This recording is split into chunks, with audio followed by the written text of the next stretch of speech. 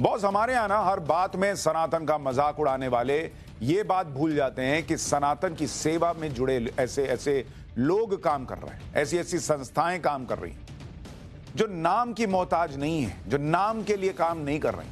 वो सनातन की सेवा भी कर रहे हैं, समाज की सेवा भी कर रहे हैं, और बिना इस अपेक्षा के कर रहे हैं कि कोई उनका नाम लेगा, कोई उनके बारे में चर्चा करेगा, मीडिया में खबर छपेगी।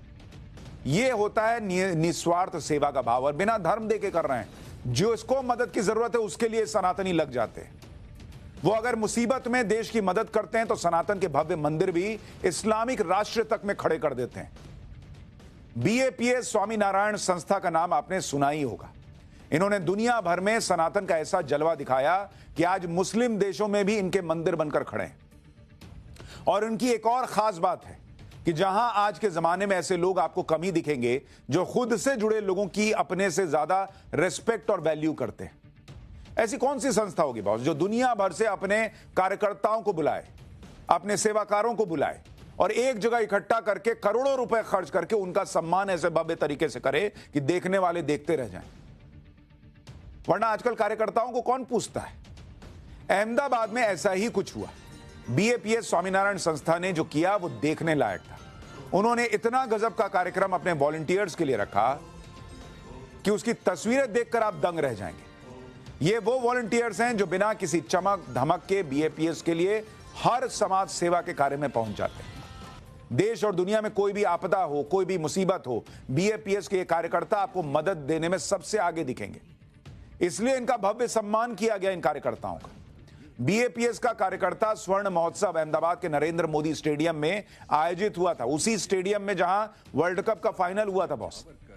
दुनिया के सबसे बड़े क्रिकेट स्टेडियम में बीएपीएस के महोत्सव की चर्चा दुनिया भर में हो रही है। ऐसी ऐसी तस्वीरें थी वहां। नरेंद्र मोदी स्टेडियम में लाखों बीएपीएस कार्यकर्ता आए। बीएपीएस के इस कार्यक्रम में खुद पीएम मोदी ने वीडियो कॉन्फ्रेंसिंग से वहां पर लोगों को मैसेज दिया।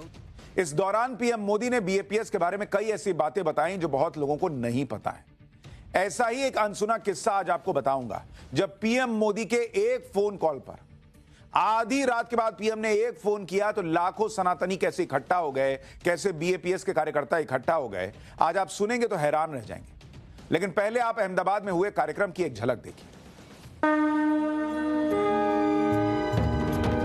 श्री स्वामीनारायण भगवान की।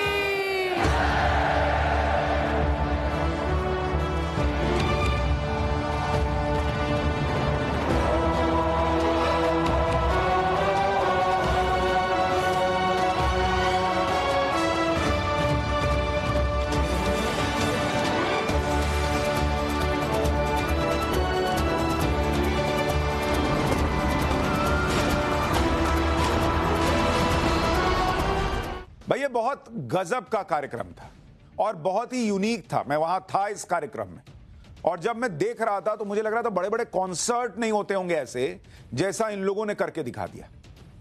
भाई इस तरह से अपनी संस्था से जुड़े लोगों का बहुत कम लोग ध्यान रखते हैं। नरेंद्र मोदी स्टेडियम का पूरा ग्राउंड एक जायंट स्क्रीन बना दिया गया। आप जमीन पे देखिए ना, ये जो बड़ी सी स्क्रीन दिख रही है जमीन पे तैयार की गई। शानदार लाइटिंग और प्रोजेक्टर से ऐसा माहौल बनाया गया जैसे मैदान पर कोई फिल्म चल रही, जिसमें बीएपीएस के बारे में जानकारी दी गई। बीएपीएस के परम पूज्य गुरु की तस्वीरें भी इसी तरह से मैदान पर उकेरी गई, जिन्हें देखकर वहां मौजूद कार्यकर्ताओं ने सिर झुकाकर सम्मान प्रकट किया। फिर लाइट शो का आयोजन किया गया। एक साथ हजारों लाइट्स की रोशनी से पूरा स्टेडियम रंगीन हो गया।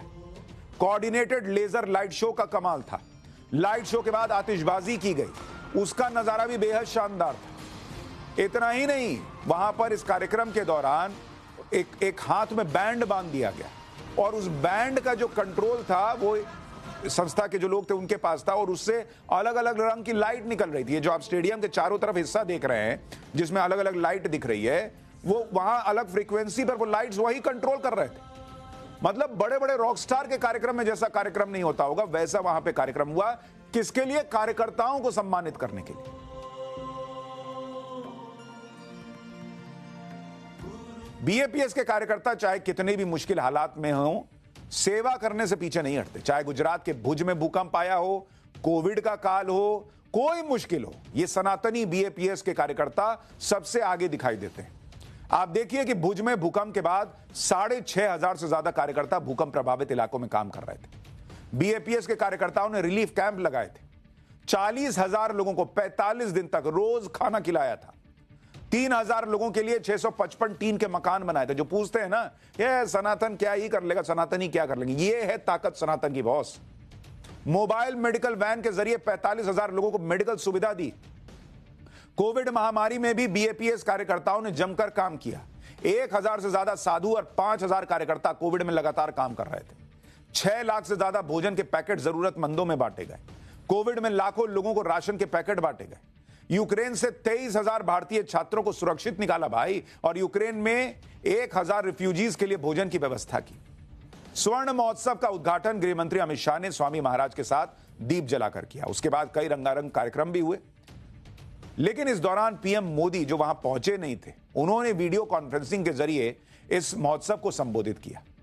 लेकिन पीएम मोदी ने जो इस दौरान एक बात बताई, उसे सुनकर सब दंग रह गए। पीएम मोदी ने बताया कि जब यूक्रेन युद्ध शुरू हुआ था और वहां फंसे भारतीयों में बहुत सारे लोग पोलैंड आ गए थे और पोलैंड में उन भारतीयों को मदद की जरूरत थी, तो उस समय खुद प्रधानमंत्री नरेंद्र मोदी ने रात को 1 बजे के करीब बीएपीएस के संतों को फोन किया मदद मांगने के लिए, और इसके बाद लाखों सनातनी रातों रात इकट्ठा हो गए, युद्ध क्षेत्र से निकालकर लाए गए भारतीयों के लिए। सुनिए पीएम मोदी उसके बारे में खुद बता रहे हैं। उस समय मैंने बीएपीएस के एक संत के साथ बात की, और यह बात मुझे लगता है शायद आधी रात बीत चुकी थी। 12 या 1 बजा था रात को, तब मैंने बात की थी। उनसे मैंने आग्रह किया कि बड़ी संख्या में जो भारतीय पोलैंड पहुंच रहे हैं, उनकी मदद के लिए मुझे आपका सहयोग चाहिए। और मैंने देखा कि कैसे पूरे यूरोप से रातों रात बीएपीएस के कार्यकरों को आपकी संस्था ने एकजुट कर दिया। आप लोगों ने युद्ध के माहौल में पोलैंड पहुंचे लोगों की बहुत बड़ी मदद की।